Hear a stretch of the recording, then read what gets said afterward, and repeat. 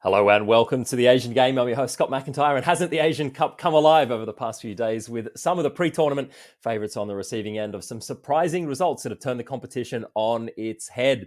So to help me catch up on everything, I'm joined once again by my regular co-host in Adelaide, Paul Williams. Paul, how are you? I'm doing well, mate. I'm doing well. Do you know what I am feeling, though? I'm feeling a little bit of FOMO watching all this take place over in Doha while we're sitting back here. All three of us, joined once again by Gabe, who we'll get to in a moment. But all three of us were at the World Cup just over 12 months ago, and sitting back and watching it, seeing the stadiums that we were all sitting at, seeing the branding. I'm feeling a sense of missing out sitting back here and watching it, seeing that the photos and the videos flood in. So I'm jealous of those that are there, and I'm jealous. I know your plan is to head across there later this week, so I'm jealous of you getting across there as well. So at least one of us will be there. That's right. And the other member of the trio that we did introduce here, it's a great Gabe Tan from ESPN. Gabe, welcome back once again. Thanks, guys. Always good to be joining you guys. And yeah, like Paul said, definitely looking at some familiar sites over the last couple of weeks on social media, even on the telly, and really missing some beautiful stadiums and some great football that we've seen so far. Yeah, I was a bit skeptical about some of these crowd numbers in the first round of matches, as you know. But yeah, the second round, I actually concur. The crowds have been excellent. The noise has been pretty good as well for most of these games. So yeah, I'm definitely excited about getting over there. Gabe, I am interested though, from your perspective, because there are a bunch of Southeast Asian nations in this tournament. Singapore, unfortunately, or fortunately, maybe if we want to avoid more bus parking, isn't in the tournament. But what's the vibe been like in terms of the coverage over there? Are people talking on the streets? I mean, has everyone adopted Malaysia as their second team? Is there any buzz around the tournament locally? Uh, Probably not as much as in other Southeast Asian nations. There is definitely general interest, and as you would expect, it's been very easy for locals to adopt, teams like Malaysia, even Indonesia, as the team to support, but not as much as you would hope for. But again, I guess we've always known Singapore to be a really unique footballing ecosystem, whereby there are local football fans there. There are fans that are interested in Singapore national team and Singapore Premier League, but it is still very much dominated by your Premier League fans. Your Manchester United, Liverpool, Arsenal fans. So probably not as much as you would expect in other Southeast Asian countries, but still there obviously has been always that small group of really hardcore fans that have taken to it. So that has been nice to sort of at least there are people that are interested in it. I think there might be some Premier League fans amongst the Jordanian coaching staff as well. That a photo of the one of the assistants taking a selfie with Son Heung-min after that game with Korea. Paul, that's a good point to jump into it because Jordan, of course, one of the teams that really pulled off a surprise result in this second round of matches, which, as we said at the top, has turned the whole tournament on its head. It's a bit hard to marry up the permutations of who's going where and whatnot with all the third place shenanigans. But for you, how big a surprise were some of these results, and what were the ones that really caught your eye in the second round of matches? They were huge. The biggest one, I think, was the Jordan result against South Korea. Iraq, when we saw that first performance they put out against Indonesia, and then Japan's performance against Vietnam, you looked at that on paper and went, you know what, Iraq could actually do that. I don't think anyone coming into the game thought, you know what, Jordan could actually do this against South Korea.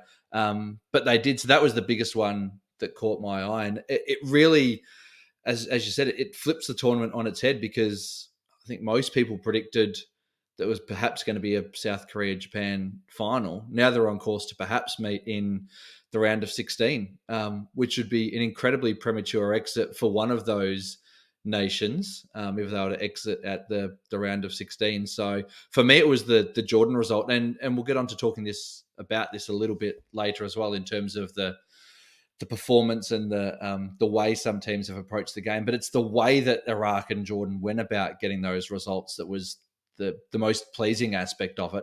A little bit like we discussed going back, we spoke about the World Cup, Saudi Arabia when they defeated Argentina. It was the way they went about it. It was the aggressive way that they approached trying to play that game. They didn't just sit, six players behind the ball and tried to valiantly hold on for a point. They actually attacked and went and tried to play against these teams. And okay, Jordan then sat back for the second half, and you can perhaps question whether that was the right tactic. They probably should have come out at least the start of the second half and tried to continue playing that way, and then perhaps maybe retreated a little bit, but they couldn't quite hold on. But the first half performances in particular were just absolutely spellbinding, and it was you spoke about the crowds too. It was the way that the crowds lifted them. The atmosphere at both of those games was like a home game for both of those nations. And I've got no doubt the players from Japan and Korea felt that out there on the pitch. They felt that hostile atmosphere, and it just added to the occasion. And it's fantastic to see. And now we don't know which way the tournament's going to go.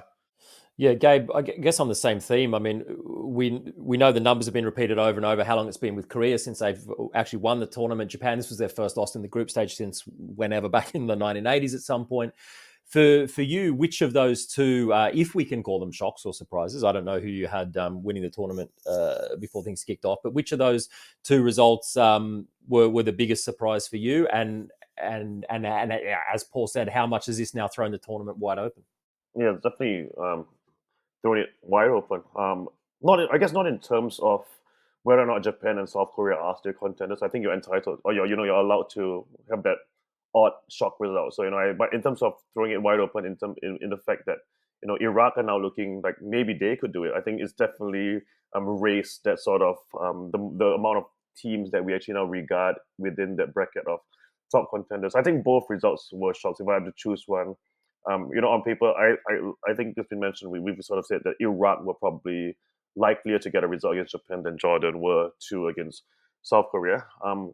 So in that sense, probably the Jordan result against South Korea, but still they were huge upsets. I mean, obviously Jordan not an upset because they didn't beat South Korea in the end, but still two results that really prove the how West Asia, we've seen on social media, West Asia has awoken this tournament. I think maybe not in that sense. Maybe this is not the tournament they've awakened. We've always known the quality of West Asian teams, but really this is where I think people have started to take notice of them, and for good reason, because it is looking like the eventual champions, could be coming from the West Asia zone. I just want to jump in there, Scott. What's been the reaction in Japan to the loss against Iraq? It's Japan's first loss in 10 or 11 games, I think it is. Their form in the lead up to this tournament had been exceptional, but their form in this tournament has been anything but. They struggled against Vietnam, and they struggled again now against Iraq. We know the permutations. They can't finish top of this group, so that puts them onto the other side of the draw. Potentially a round of 16 clash against South Korea now awaits. What's been the reaction to Japan, to the performances, to the results, and what is the mood now within Japan? Is there still the confidence that they can go all the way? Yeah, I think so. Like you both touched on, I don't know how much of a surprise this actually was, right? Because Iraq obviously had excellent form leading into the tournament. And I mean, yeah, it's not like we're talking about Bhutan, I mean, they've got the tournament winning pedigree as well. So I think maybe because that last title was a little bit in the distant memory, there's still a bit of a surprise here, or a sense that maybe somehow Japan should be beating Iraq. So I think setting aside that element, it was still viewed as a surprise. I think the performance was obviously the disappointing. Some of maybe the team selections from Moriyasu was disappointing as well. But sure, there's a sense that Japan can still go on and win it. Absolutely no question. And I mean, maybe okay, people were thinking Japan Korea in the final, but it would be a hell of a round of 16 match if that was to happen. Obviously, a strong and historic rivalry between the two nations. But there's still players potentially to come back into this 11 that can help Japan. So it's not it's not full panic stations by any means. But I don't know if they'll have things easy, to be honest, against Indonesia in the last game either. So, yeah, it would be interesting to see. It's not inconceivable they could end up third, in the group. I don't know, So let's wait and see what happens after the third round of matches. But, yeah, I think the expectation surely is that they're going to get through to the round of 16, and then, anything can happen after that. Performances haven't been good at this point. In terms of winning the tournament, they don't necessarily need to be. You just need to do, and we've heard Graham Arnold come out and say the same thing. All we need to do is basically batten down the hatches and we'll get all the way through. So, my personal opinion on this argument over performances versus results, even at tournament play. But if you want to win the tournament, for some people it doesn't really matter how you did it. And Japan have started scratchily, as you said, but still absolutely in with a shot. It's nice to know that you do also know that Japan and Korea are rivals. That's very impressive knowledge on on your behalf there, Scott. I just want to touch on Iraq as well. You penned a piece through our website saying that this side has a bit of the similar traits to the 2007 side that obviously went all the way. You spoke on a previous episode of your admiration of Amir Al-Amari in midfield there. Do you think this Iraqi side now can go all the way? Do you think they have what it takes to go all the way? Yeah, absolutely. Yeah. I think they're no longer dark horses. They're absolutely genuine title contenders, and they did this with rotation as well. There was no Mohammad Ali in the second game, but Ayman Hussein stepped in. Different kinds of players, but both really effective as well. And he looked obviously really good in that role as well. And I think some of the performances individually that we touched on in the first round of games, Kang In was disappointing in the second game. Mino was disappointing in the second game. But my new blossoming romance with Amir Al-Amari, I thought he was unbelievable again in the second game. Just everything he does is done with a touch of class. And he was the one that kind of really continued that strong first round showing into the second round. So you've got him holding things down in the center of park. They even removed Ali Abbas, probably not a central defender, playing out of position. But they've got quality across the whole squad. Players can come in, can come out, depth, quality. Two really, really good results. I know they didn't have the bulk of possession against Japan, but they came out with, like we said, a real attitude of wanting to take the game to Japan, not being fearful of reputations. And I think that surprised Japan as well, in a way, that the intensity, and we've seen this often with Japan when they play these supposed lower nations, they can't quite raise the intensity levels to get it. So, even if they did get through to the second round, can we see a surprise exit for Japan if they were to play one of the, so-called smaller nations? Yeah, maybe so. And from the Iraq point, I think... I think they're one of the main title contenders now to go all the way. Obviously, strong back-in the stadiums as well. It seems from the outside, a real camaraderie amongst the squad with the coaching staff, which hasn't always been the case in the past as well. So, yeah, I think they position themselves really, really well. Paul, I just want to come back to you on some of the other bigger contenders. We saw Saudi Arabia get through against Kyrgyz Republic last night. They looked like they were playing futsal at one point, almost ended up with 7 players on the pitch. A couple of red cards didn't help their case. The Saudis maybe struggled to break them down. But again, at that point, when you're down to 9 men, you're going to play how they ended up playing. That's the one time you can maybe justify it. Iran, not as impressive as they were on the opening match day. So what have you made of, and Qatar maybe were though, so what have you made of some of the other so-called heavyweights and their match day 2 performances? Yeah, it's interesting because there's not many of the big nations that have put together 2 back-to-back solid performances. I think, as you said, Qatar are probably one who did that. They were good first up against Lebanon. They were decent against Tajikistan as well, even though it was just the 1-0 win. I still think the performance generally was still pretty positive.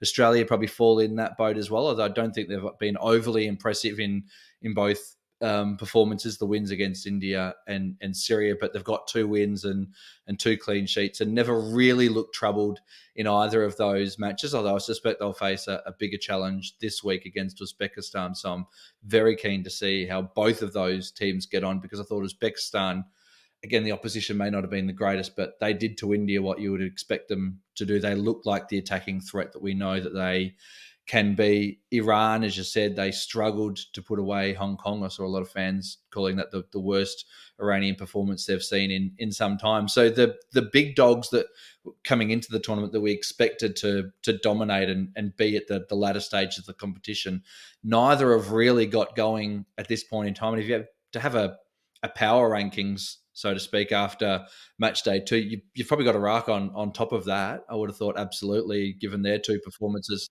Well, yeah, we will get into that power rankings in just a moment. But as you said, one team who was certainly fancied pre-tournament to go perhaps all the way is Iran, although, as you said, they too failed to impress in that 1-0 win over Hong Kong. And their striker, Karim Ansarifard, spoke after the match about that result and what it means for Iran. Yeah, I think it was a tough match for us. We tried our best and we had just resolved the match. We didn't get what we wanted, but end of the day, win is win in football. And we are looking forward for next match. Yeah, of course, we are happy with 6 points. That's not bad result with 2 match to win. But we have to try more and much better than what we did this match and previous match. I think that is a good point of our team always. The expectation is high in our level and our team. So we are happy for that. The performance, I think, wasn't that bad. We didn't finalize the ball in the net. If we had take the chance we had, I think the result was different. But end of the day, 3 points out of 2 matches. That's great. Yeah, that I'm telling. There is no easy match anymore in this kind of competition, this kind of tournaments. There is no easy matches. And as you see the results today and last night, all of this, you see even the teams, they are not good in ranking, they are doing well, so it's not easy anymore in any matches. But we got the result. Yeah, the pressure is always in Iran and a couple of other national teams. There is high expectation from them, and always they are looking to win the title in any competition. So we are one of those, and we have to try our best all the time. Because the expectation, as I say, expectation is high. In World Cup, you are looking for different type of national team because expectation is high with them. In Asian Cup, the expectation with some national team is high. So we have to manage the pressure in that level and manage it to bring it in the game and do our best and bring the result for our people. Yeah, we are trying. Believe me, each single day, each single minute in our camp, we are trying our best to win the title. I promise you. All right, guys, welcome back to our Matchday 2 coverage of the AFC Asian Cup. Gabe, just coming to you on the Southeast Asian nations results. There's various ways of viewing them. Obviously, Thailand were quite happy with the point that they managed to scratch out. Historic win for Indonesia. But the thing for me generally across these 2 match days, with a couple of exceptions, is the way that the nations have played. I thought Thailand were.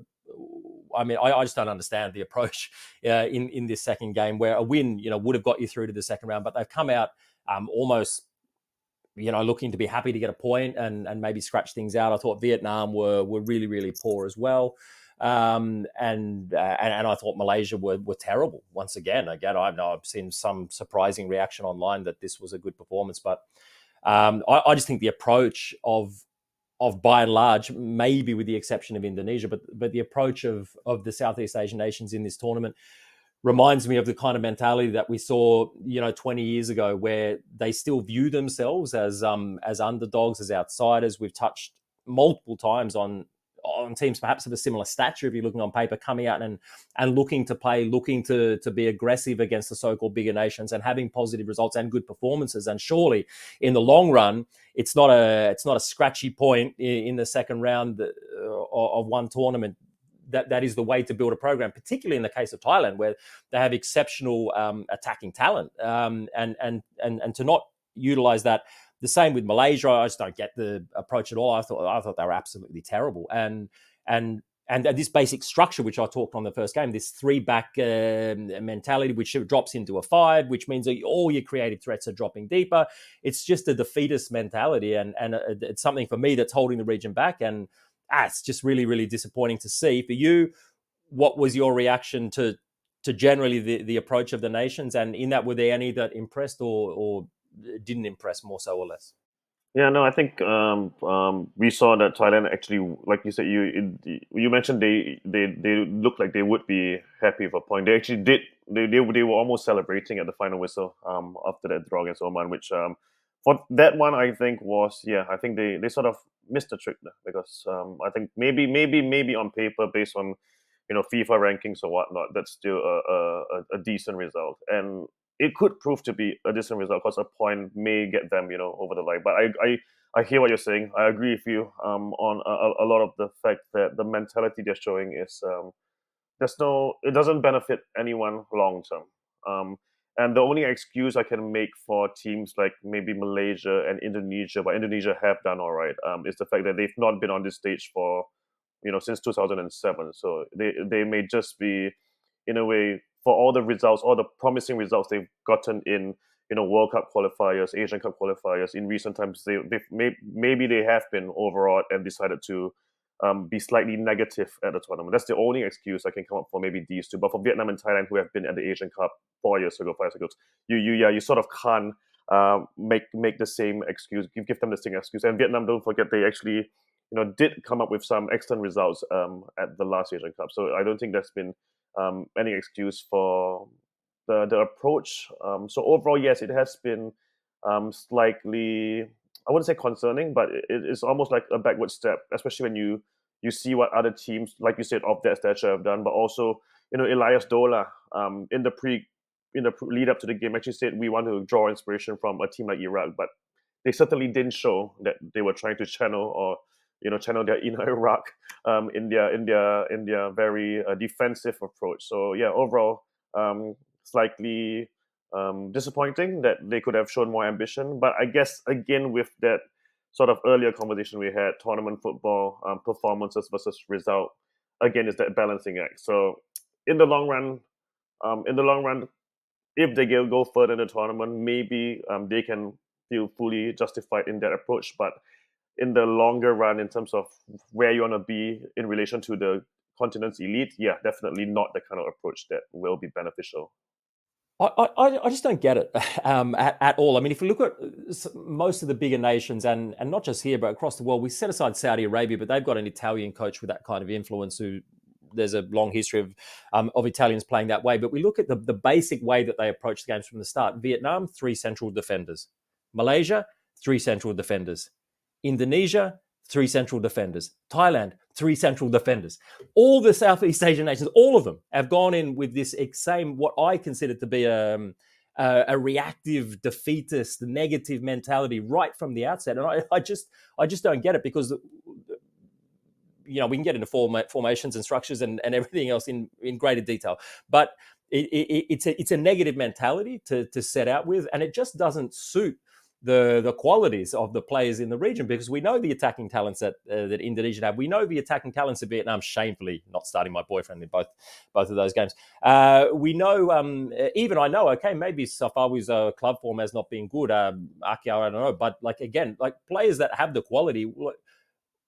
And Thailand has quality generally. The starting that didn't get involved. So I just don't understand the mentality. And I'm also a little bit confused by the reaction of the supporters in these countries from some of the online stuff that we've seen as well, because we know the quality that exists in the region. And as I keep saying, tournament after tournament, it's not just a one tournament thing from here to there. It's a chance to expose some of these talents to other bigger leagues, and because the idea surely has to be to get players out of their home countries to either higher levels in Asia or beyond to Europe. So just this mentality of coming out and saying that we're going to scratch, we're going to battle, we're going to scrape and get whatever we can. I just don't understand it. And I'd be interested in, I mean, again, this is something we've seen with your nation in Singapore as well, the mentality of kind of being happy with these points. And you touched on some of the tournaments and the histories, but we've seen the Tajiks come out, and they've never been in the tournament before, and they're coming out and playing football. So is it an issue of the coaches that we've got in place? Because, I mean, in my opinion, conservative Korean coach, conservative Japanese coach, old French coach who I like personally, but maybe times have moved beyond. I don't know. Is it a question of mentality within the coaching staff that you've got these outsiders coming in? It wasn't the case under Polkin. So again, I don't know what's going on with Thailand, but is it a case of do you need, I don't know, to maybe break off from the Korean coaches, the Japanese coaches? Do you need more European, South American coaches? Do you need local coaches who believe in encouraging the players? How much of that is an issue? Yeah, that's a really interesting. That's a good point. I guess for me, I really think that sometimes, especially within the region, there's and this doesn't just apply to football, but it's a lot about your face, your reputation, and you can't afford to throw that away or let that get have it be smudged. So in a way, it's almost like and then this applies again to a lot of things, not just football. So in a way, perhaps there is still that mindset whereby rather than go and having a go and losing 3 or 4-0, I'd rather not have a go. And on paper, a 1-0 defeat or a 2-0 defeat, and and that may not come from the coach. That may not even be from the public. That may be from the football associations, who are also made of people embedded in this local culture, their own local culture, and may not necessarily be football people. They are sometimes involved in, from previously from politics, or the sort of sometimes even from royal families, even, and where that reputation really matters a lot. So this is just my opinion. It's there's no. I haven't thought deeper about this. This is just what I just can see from being someone that is embedded in that local culture, and sometimes also having these values imposed on me. I think there's a real fear of letting your reputation be ruined by an embarrassing result, where that leads to actually going for, rather settling for a less embarrassing result in quotation marks, when actually the performance could actually be actually quite bad for reputation too. Absolutely. And so surely that's not a thing that just in Southeast Asia, it's a thing, I've lived here for a long time, and that's absolutely the case in Japanese society as well. We can leave the socio-cultural podcast for next time though. Paul, we did say we're getting into these so-called power rankings. For you, if you're ranking teams now, more likely than not to go on and win the tournament, who's at the top of your rankings? Well, as I said before, I think the power rankings after match day 2, you'd have Iraq on top, because they've probably been the most impressive across both of their matches. You've probably then got Qatar and Australia the next level down, given that neither of those sides have suffered a defeat or dropped points at this point in time. I still don't think it's absolutely fatal yet for the likes of Japan and South Korea. They're clearly still good enough to win this competition, despite the blip that they've had in match day 2. But it does throw up some question and some doubts around those teams, particularly as we're going to get deeper into the tournament and you're going to come up against better quality sides. I think defensively they've both got issues. I know Korea's got a lot of issues, particularly at fullback. Not just in terms of them being generally poor at fullback, but injury wise as well. I know there's injury concerns we spoke about last time, yellow card concerns for them as well. I don't think they necessarily have the squad depth that Japan has in their squad as well. So I think there's concerns for Korea there. So for me, it's going to be really fascinating as to what happens in match day 3, and the permutations then going into the round of 16, that final, the simultaneous kickoff with them and Jordan. Is going to be fascinating. I expect both Korea and Jordan to win that final game. So then it comes down to how much each team win by. I think my calculations before, I think Korea have to win by 2 goals more than Jordan win to overtake them into first spot. So, if Jordan get a 2-0 result against Bahrain, then, Korea have to win by 4 against Malaysia, which is possible. It's absolutely possible on paper, but given what we've seen so far, whether that's likely to transpire, I'm not entirely sure. So I think that the power rankings after match day 2 are fascinating. I'd be keen to get your thoughts on where you've got the teams pegged at this point too. Well, I've got pretty much quite a similar thing. I think the great thing about it is, I think a lot of us thought that this is going to be Japan kind of cakewalking through the tournament, which hasn't happened, which is great for the tournament. I still think, yeah, absolutely, they're in with a shot, as are Korea. The timings of these final matches are also a little bit curious, because it may suit Korea to, I think they've known Japan's result already, right? So it may actually suit them to finish second, so they might not be going that hard. So it's a little bit hard to get into all those permutations. But yeah, I think Iraq and Qatar generally, for me, have been the standouts so far. Just before I go on to Gabe and get his thoughts on, I just want to get some final thoughts on Saudi Arabia, because two kind of, I guess, so-so performances in their first couple of matches, but obviously still real quality throughout the squad. It hasn't quite qulicked. It's a common story amongst a lot of these nations. But how do you think Saudi are placed then to maybe go deep into the tournament? Oh, it's a good question. After today's or over the performance overnight against Kyrgyzstan, I've got my doubts as to whether they can go deep into this tournament, because they were really disappointing.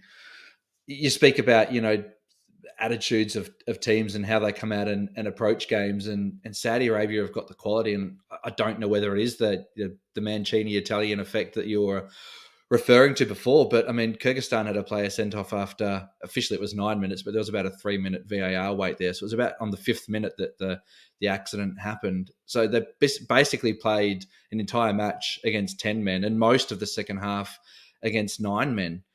but there was just no intent. Like I didn't understand what they were trying to do. It was one-paced. It was unimaginative, slow. The combinations weren't working.